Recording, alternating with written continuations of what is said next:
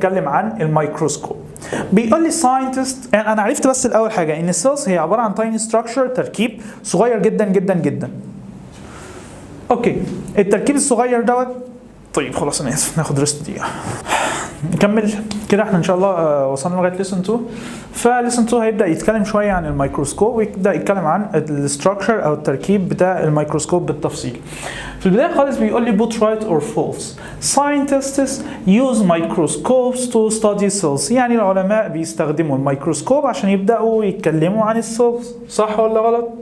اكيد ترو، صح، لان احنا قلنا ان السيل هي عباره عن تايني ستراكشر، مركب صغير جدا، فبالتالي عشان اشوفه لازم استخدم الميكروسكوب.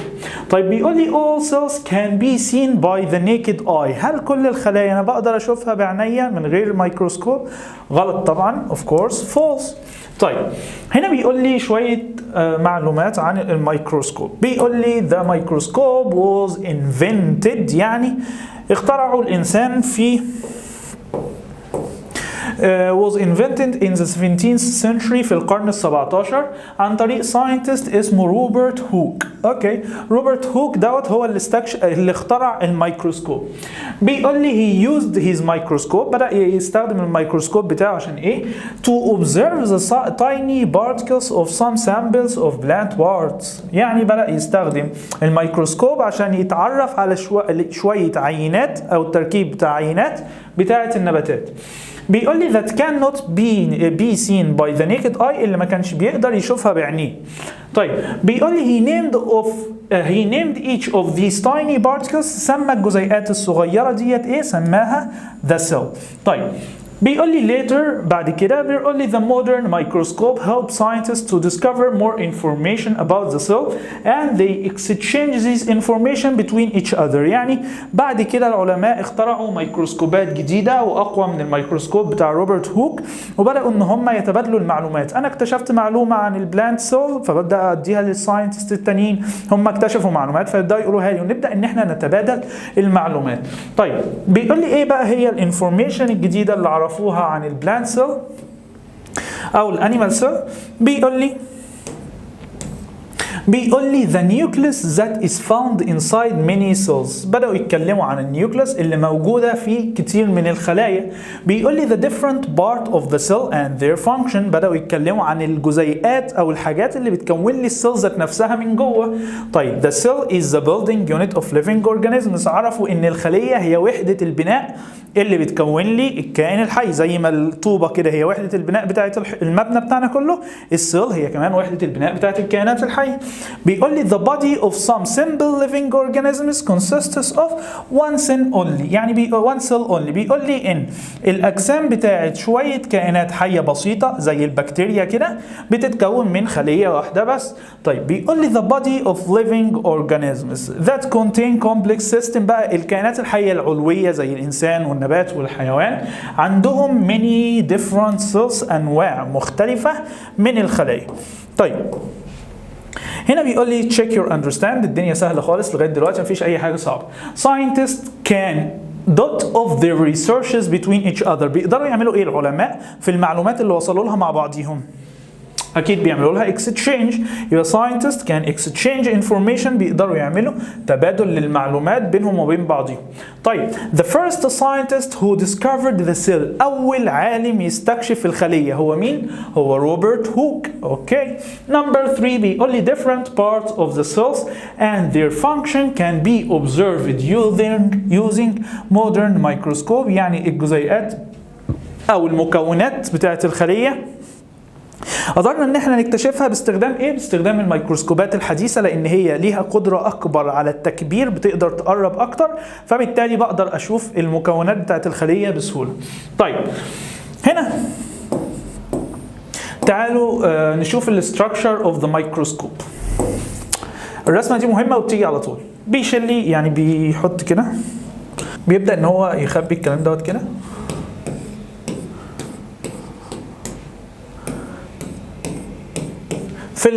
في الكومبليت بيخبي المكونات او البارتس بتاعت الميكروسكوب ويبدا يتكلم عنها واحده واحده بالتفصيل. اول جزء اللي هو الجزء اللي فوق خالص دوت، الجزء اللي انا ببص فيه، فبنسميه ايه؟ بنسميه اي بيس. اوكي، يبقى الجزء المنظار اللي انا ببص فيه كده من الميكروسكوب من فوق دوت اسمه اي بيس. طيب تاني حاجه هي انبوبه طويله اهي فبنسميها تيوب، انبوبه. طيب تالت حاجه انا عندي تو تايب اوف فوكس، نوعين من انواع الفوكس. الفوكس دوت اللي هو المكبر، الحاجه اللي بتكبر لي الصوره اكتر. حاجه اسمها كورس فوكس ودوت اللي بيبقى فوق، وتاني حاجه اسمها فاين فوكس ودوت اللي بيبقى تحت. شايفين السيركل السوداء ديت اسمها كورس فوكس، طب والسيركل السوداء الصغيره دي اسمها فاين فوكس. شايفين الدراع دوت انا بقدر استخدمه كده بحيث ان انا اقدر احرك الميكروسكوب يمين وشمال فبنسميه ارم. طيب دوت جزء مهم في الميكروسكوب اسمه ستيج كليب، ودوت اللي بلزق فيه العينه. طيب عندي اهم جزء في الميكروسكوب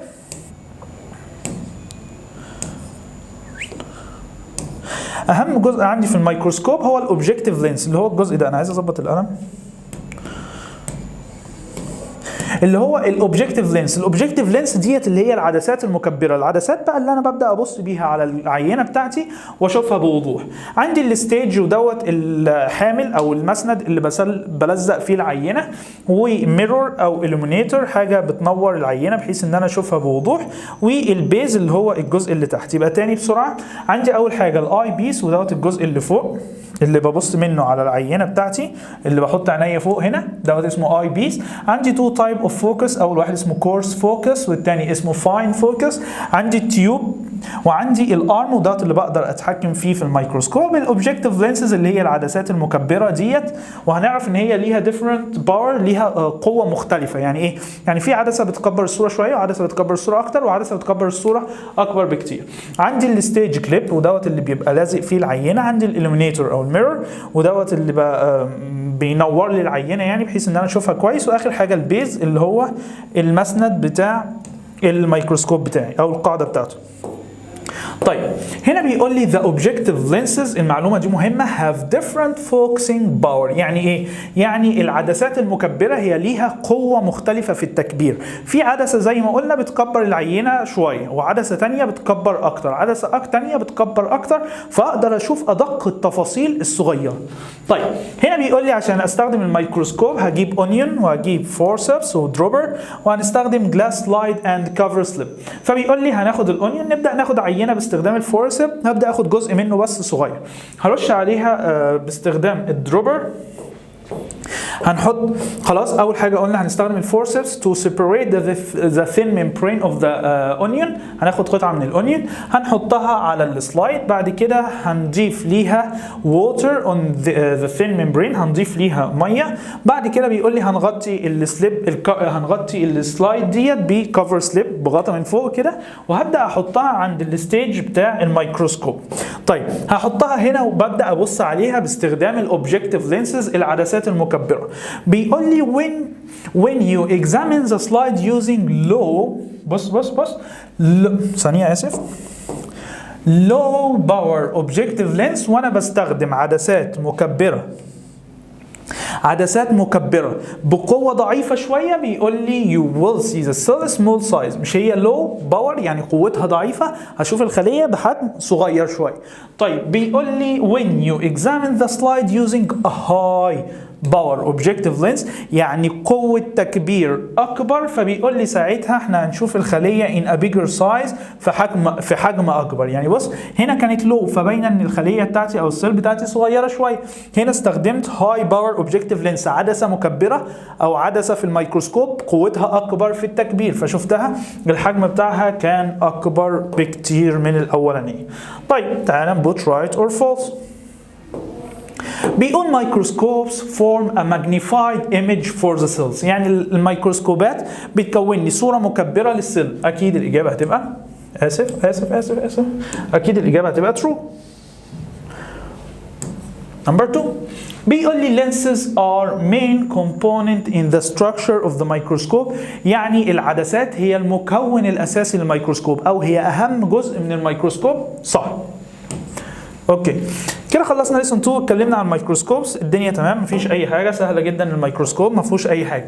ليسون 3 تقيل شويه لانه هيبدا يتكلم عن lesson 3 هو lesson 3 هو تقيل شويه لان انا هبدا اتكلم فيه عن الاستراكشر بتاع السيل بالتفصيل. هنشوف بقى التركيب بتاعها من جوه، ايه الاجزاء او المكونات بتاعه الخليه من جوه، قد ايه السايز بتاعها، ايه الاشكال بتاعتها، الفانكشن اللي بتقوم بيها كل واحده. هنبدا نتكلم عنها بالتفصيل. فسموا الله and let's see. اوكي، بيقول لي both right or false cells differ in shape, structure and function. يعني الخلايا مختلفه في الشكل والحجم والتركيب. true، صح، لان الخلايا بتقوم بوظائف مختلفه. طيب the human body consists of one cell only. هل جسم الانسان بيتكون من خليه واحده؟ اكيد لا طبعا. false. Number 3 the body of bacteria is composed of one cell only. يعني البكتيريا بتتكون من خليه واحده بس. الاجابه هتبقى true، صح. اوكي،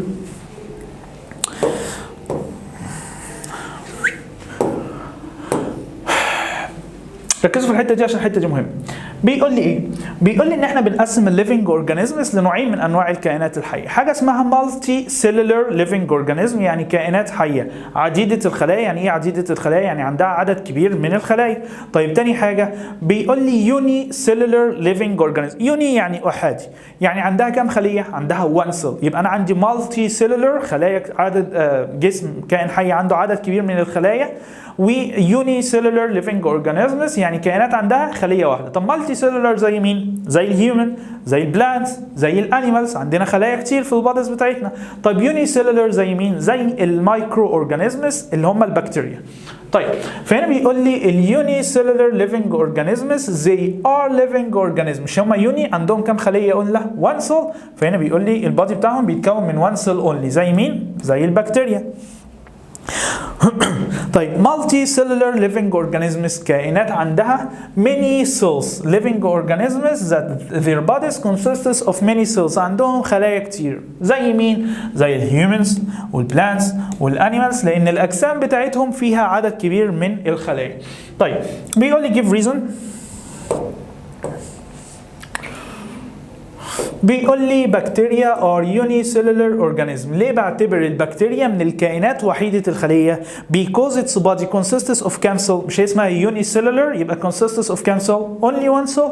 فهنقول لها because their bodies consists of only one cell. طيب a horse is one of the multicellular organism. طب ليه بنقول بقى ان الحصان هو كائن multicellular organism عنده خلايا كتير؟ لان البادي بتاعته فيها one cells ولا one cell ولا more than one؟ لانه عنده many cells، اكتر من خليه او خلايا كتير، فبسميه مالتي سيلولر. كده فهمنا الفرق ما بين اليوني سيلولر ليفنج اورجانيزمز والمالتي سيلولر ليفنج اورجانيزم. تعال نكمل. طيب بيقول لي بقى الاستراكشر بتاع المالتي سيلولر ليفنج اورجانيزم. ركزوا في الحته دي عشان الحته دي تبدا ان هي تكون مهمه. بيقول لي ماشي، نمشي من الصغير للكبير. دلوقتي بيقول لي انا لسه قايل لكم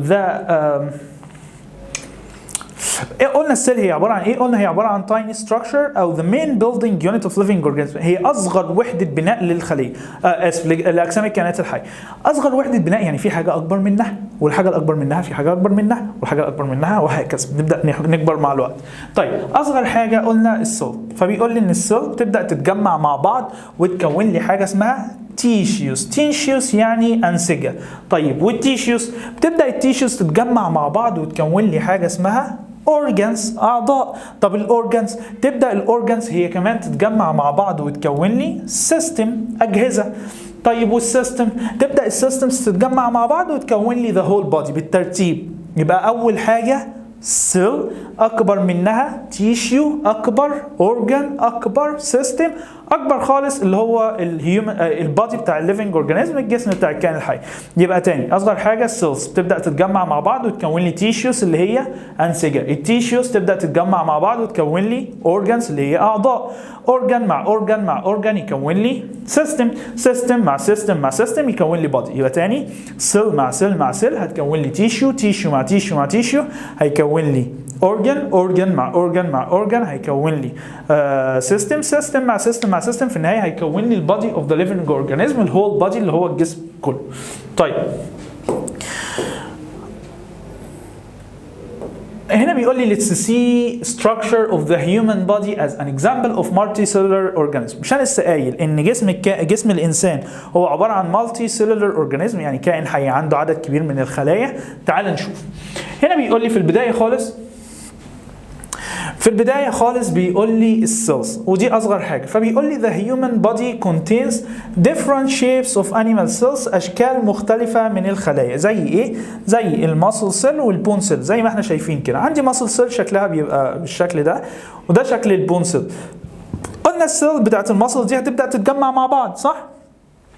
فالماسل سيل مع ماسل سيل مع ماسل سيل مع ماسل سيل مع ماسل سيل يبدا يكونوا حاجه اسمها تيشيو. بون سيل مع بون سيل مع بون سيل مع بون سيل مع بون سيل مع بون سيل هتكون لي بون تيشيو. فهنا بيقول لي each tissue is often composed of group of similar cells. غالبا بيتكون من group of similar cells، مجموعات متشابهه من الخلايا. الماسل سيلز هتبدا تتجمع مع بعض وتكون لي ماسل تيشيو. طب البون سيل هتبدا تتجمع مع بعض وتكون لي بون تيشيو. طيب التيشيوز هتبدا هي كمان تتجمع مع بعض. طيب لما تتجمع مع بعض هتديني ايه؟ هتكون لي اورجان. فهنا بيقول لي each organ is consists of a group of، ركزوا ان هي different tissues. هنا كنا بنقول فوق ان التيشيو بيتكون من similar cell. يعني هنا قلنا ايه؟ قلنا ان التيشو الواحد بيتكون من similar cell، لكن الاورجان بيتكون من different tissues. زي ايه الاورجانز اللي موجوده عندي؟ زي الهارت، زي الاستومك، زي السمول انتستين واللارج انتستين، زي اللانج، زي ايه تاني مثلا؟ زي البونز. كل ديت هي عباره عن اورجانز. طيب الاورجانز هتتجمع مع بعض وتكون لي سيستم زي الدايجستيف سيستم والريسبيراتوري سيستم، الجهاز التنفسي والجهاز الهضمي. فهنا بيقول لي each system is composed of group of different organs، يعني بيتكون من مجموعه من الاعضاء المختلفه. طيب السيستمز مع بعضها بقى هتكون لي ايه؟ هتكون لي الهول بودي بتاع الكائن الحي، فهتكون لي جسم الانسان زي ما احنا شايفين عند الولد ده. فبيقول لي ان الهول بودي is composed of group of different system، بيتكون من أجهزة مختلفة. طيب هنا بيقول لي the human body، جسم الكائن الحي أو جسم الإنسان بيتكون من كام خلية؟ فبيقول لي about حوالي 40 تريليون cells، يعني 40 تريليون سيل. يعني كام؟ يعني 40 وجنبيها 12 زيرو. 1 2 3 4 12 زيرو، ودوت عدد كبير جدا جدا جدا من الخلايا. يبقى جسم الكائن الحي consists of كام؟ عشان كده بقول ان هو مالتي سيلولر، بيتكون من عدد كبير من الخلايا. 40 تريليون، خلاص، عشان ممكن تجي لنا 40 مليون، لا 40 تريليون. طيب هنا بقى هيبدأ يتكلم عن السيل بارتس، الأجزاء بتاعة الخلية بالتفصيل. أنا عايز بس الشاشة تجيبها.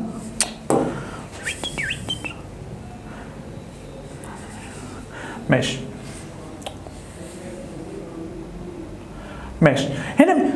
هنا بيقول لي most of animal cells and plant cells are composed of some main parts. يعني ايه؟ يعني بيقول لي معظم الخلايا النباتية والخلايا الحيوانية بتتكون من some main parts، شوية أجزاء متشابهة. زي ايه الحاجات المشتركة ما بين الانيمال سيل والبلانت سيل؟ أول حاجة السيل ممبرين. مش احنا لسه قايلين ان السيل ممبرين ده موجود عند كل الخلايا سواء انيمال سيل أو بلانت سيل. تاني حاجة السيتوبلازم، اللي هو السيتوبلازم هبدا اتكلم بالتفصيل يعني، بس السيتوبلازم دي حاجه مشتركه. نيوكليس برضو مشتركه. اورجانيلز اللي هي العضيات بتاعه الخليه، اللي هي الاجزاء اللي موجوده في الخليه، وهتكلم عنها بالتفصيل. تعالوا نشوف. سموا الله. بسم الله الرحمن الرحيم. هنا بيقول لي ايه؟ بيقول لي سيتوبلازم. اول حاجه موجوده لا نتكلم على السيل ممبرين. اول حاجه عند الخليه هي السيل ممبرين. السيل ممبرين ديت اللي هي فين؟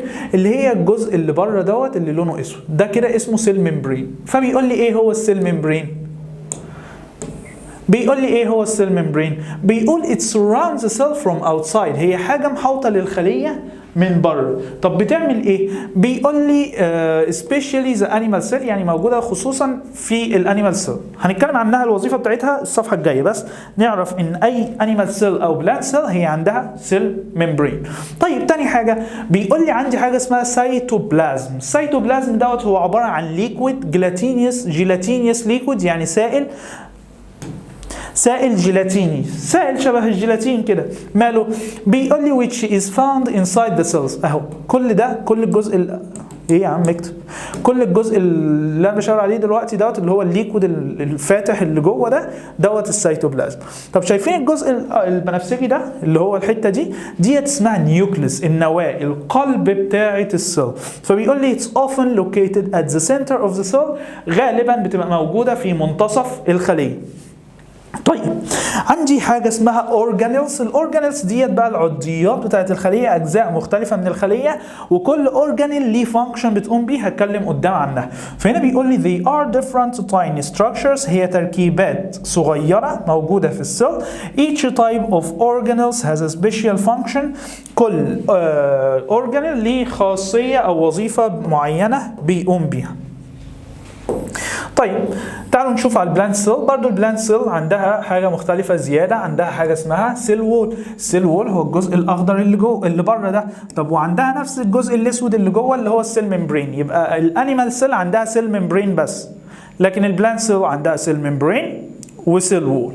فهنا بيقول لي the cell wall is made up of substance، يعني السيل وول اللي هو الجدار اللي بره الاخضر ده مصنوع من ماده، ربنا خلقه من ماده اسمها ايه؟ اسمها سيلولوز. اسمها ايه؟ سيلولوز. طيب بيقول لي a special type of plant cell has the ability to make the photosynthesis process as it contain a special organism. مش انا عارف ان البلانت بيقوم بوظيفه او بيقوم بحاجه مهمه جدا او بروسيس مهمه جدا اسمها فوتوسينثيسيس بروسيس، وقلنا من غير الفوتوسينثيسيس بروسيس ديت البلانت بتاعي هيموت، مش هيقدر ان هو يعيش.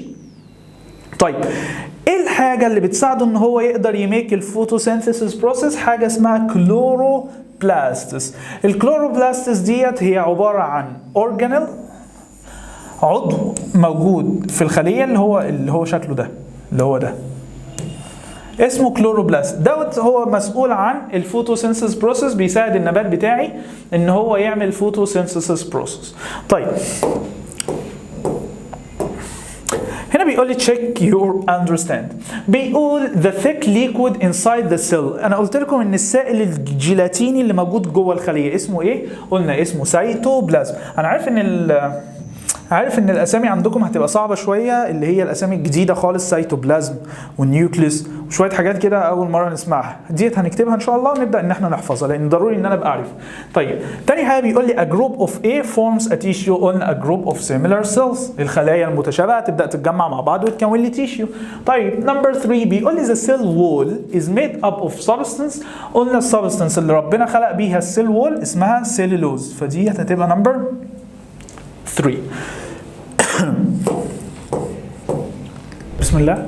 رجعنا تاني، هنا هنتكلم عن الاستراكشر بتاع كل سيل، التركيب بتاع الخليه. فبيقول لي ان سواء بقى كان هيومن سيل او كانت انيمال سيل او كان بلانت سيل، هي ليها شويه كومن ستراكشر كده، تركيب مشترك ما بينهم وما بين بعض. هنبدا نتكلم بالتفصيل عن كل ستراكشر ليها تركيب صغير كده جواها، وهنبدا نتكلم على الفانكشن اللي بتقوم بيها الاورجانيلز وبعضها.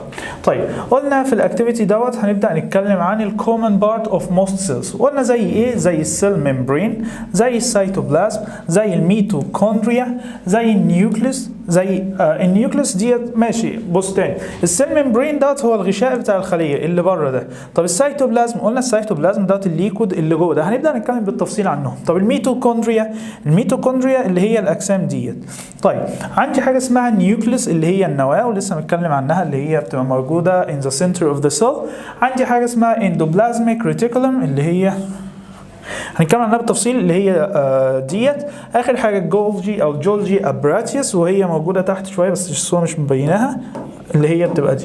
طيب هنا بالتفصيل واحده واحده. اول حاجه السيل ممبرين. قلنا السيل ممبرين دوت اللي هو ايه؟ السيل ممبرين دوت هو الجزء او الغشاء بتاع الخليه، الجزء اللي بيحاوط الخليه من بره، اسمه سيل ممبرين. يعني ايه ممبرين؟ ممبرين يعني غشاء. الغشاء دوت هو حاجه بتسمح ان السبستنس تدخل للخليه، وبتسمح ان هي تخرج من السيل بتاعتي.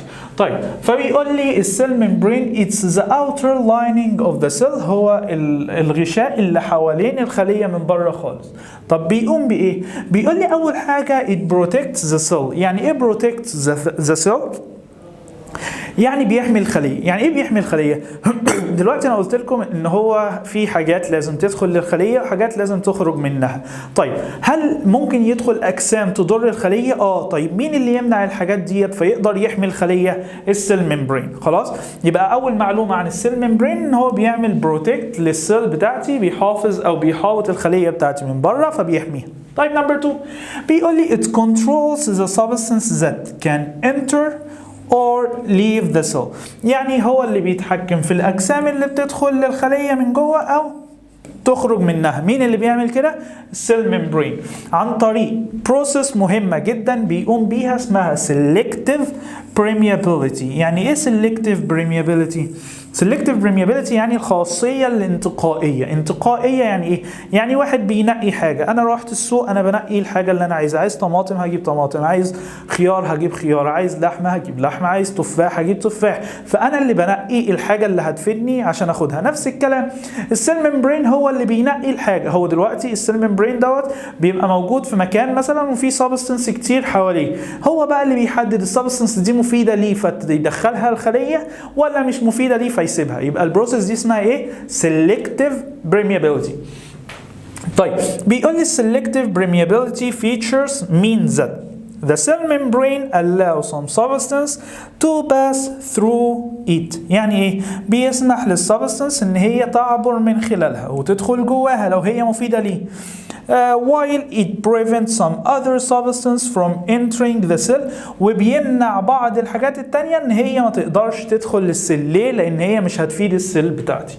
طيب كده احنا خلاص فهمنا السيل ممبرين. اهم حاجه عرفنا اللوكيشن بتاعته وعرفنا ان هو بيقوم بتو فانكشن: protect the cell from the outside. تاني حاجه controls the substance that can enter the cell. بيبدا يتحكم في السبستنس اللي بتدخل للخليه في فيتشر عن طريق بروسيس بيقوم بيها اسمها ايه؟ selective permeability.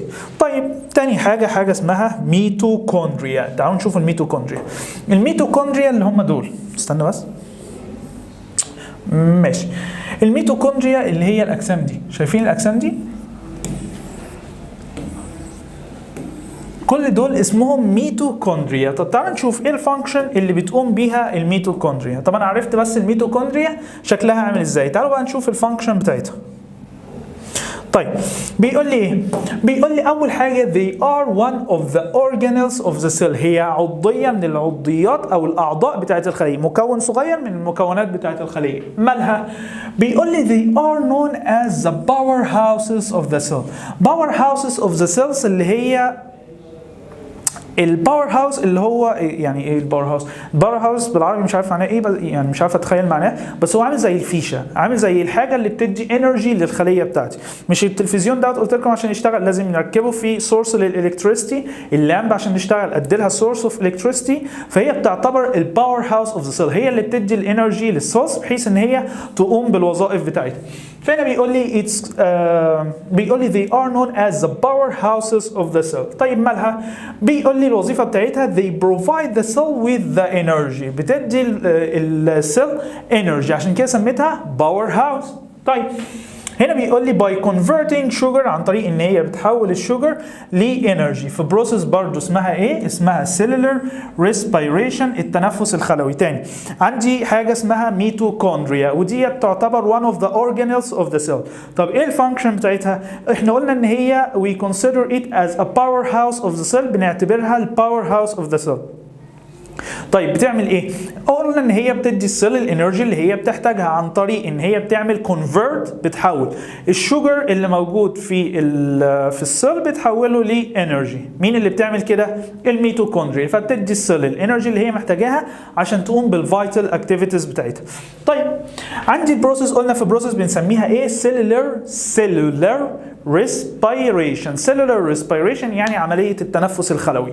بيقول لي it's a process that take place inside the mitochondria، بتحصل في الميتوكوندريا where oxygen is used، بتستخدم فيها الأكسجين عشان تحول الشوجر أو الفود هنا بيقول لي is used to obtain the chemical energy عشان تحصل على chemical energy اللي موجوده في الفود. هنا to help the cell make their function عشان تساعد الخليه ان هي تقوم بالوظيفه بتاعتها. يبقى تاني ايه هي cellular respiration؟ فبيقول لي it's a process that take place inside the mitochondria، هي عمليه بتعملها الميتوكوندريا where oxygen is used، بتستخدم غاز الاكسجين عشان تحصل على الكيميكال انرجي اللي موجوده في الفود. خلاص فهمنا يعني ايه ميتوكوندريا؟ اوكي. قلنا تالت بارت inside the cell هي السيتوبلازم.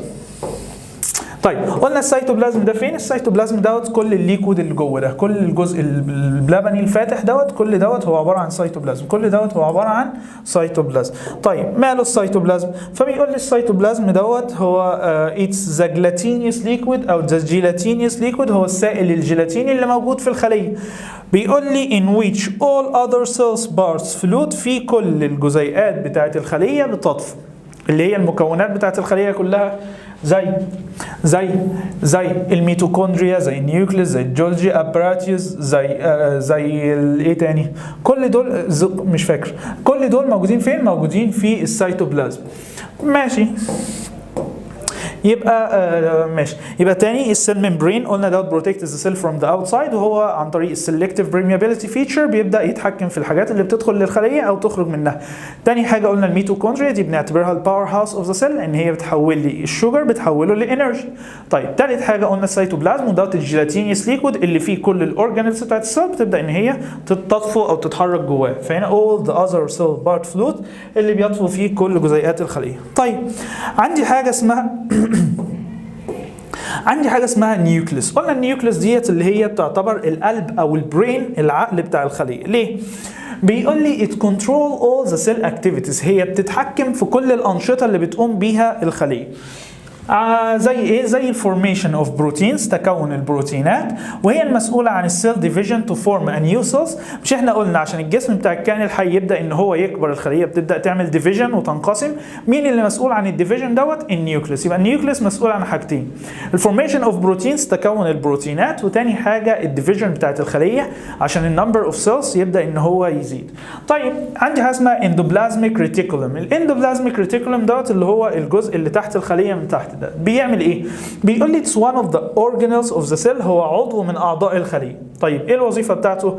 بيقول لي it help in assembling او controlling and transporting protein، هو المسؤول عن توصيل البروتينات. بس ركزوا في الحته دي، بصوا هعمل ايه دلوقتي؟ خلينا بالبرتقاني inside the cell، لان احنا عندنا الجولجي ابراتيوس ده هيبقى مسؤول عن الترانسبورتيشن بس outside the cell. يبقى الجزء اللي مسؤول عن الترانسبورتيشن inside the cell داخل الخليه من جوه هو الاندوبلازميك ريتيكولم. طيب هنتكلم دلوقتي على الجولجي ابراتيوس. فبيقول لي اهو الجولجي ابراتيوس اللي هو الجزء ده، فبيقول لي it's one of the organelles of the cell، هو عضو من اعضاء الخليه. بيقول لي it help برضو in packing and transporting، مسؤول عن transporting برضو. زي مين لسه قايلين مسؤول عن transporting؟ قلنا الاندوبلازميك ريتيكولم. بس دوت بقى بيعمل transporting للماتيريال ما بين السيلز ومع بعضها او خارج الخليه. خلاص، يبقى الاندوبلازميك ريتيكولم كان بيوصل المواد بس انسايد ذا سيل. طيب الجولجي ابراتيس دوت بقى بتوين ذا سيلز، يعني ما بين الخلايا ومع بعضها. خلاص فهمنا؟ طيب كده خلاص انا اتكلمنا بالتفصيل عن مكونات الخليه. بوت رايت اور فولس عشان نعرف فهمنا ولا ما فهمناش. فبيقول لي سايتوبلازم كنترول ذا سيل ديفيجن. قلنا مين اللي مسؤول عن السيل ديفيجن انسايد ذا سيل؟ قلنا نيوكليس. فهنا بيقول لي سيتوبلازم، هقول له طبعا غلط. طيب the cell organelles float on cytoplasm، العضيات او الاعضاء بتاعت الخليه بتقدر ان هي تطفو في السيتوبلازم اللي موجود داخل الخليه. ترو، ممتازين. بس كده احنا خلصنا ليسون 3. ليسون 3 سهل خالص. عايزكم تحلوا الهوم ورك دوت، ونبدا ان احنا زي ما قلنا نبعت الهوم ورك بحيث ان هو يتصحح. اقدر احدد اذا كان في مشكله في جزء معين نقدر نتحكم فيها مره ثانيه. وقلنا لكم مفيش مشكله ان احنا نغلط، بس نتعلم من الغلط بتاعتنا. الغلطه معايا سهله، لكن لما نغلط في الامتحان ديت هتبقى مؤثره شويه. خلاص فهمنا؟ كده احنا خلصنا ليسون 3. ان شاء الله اشوفكم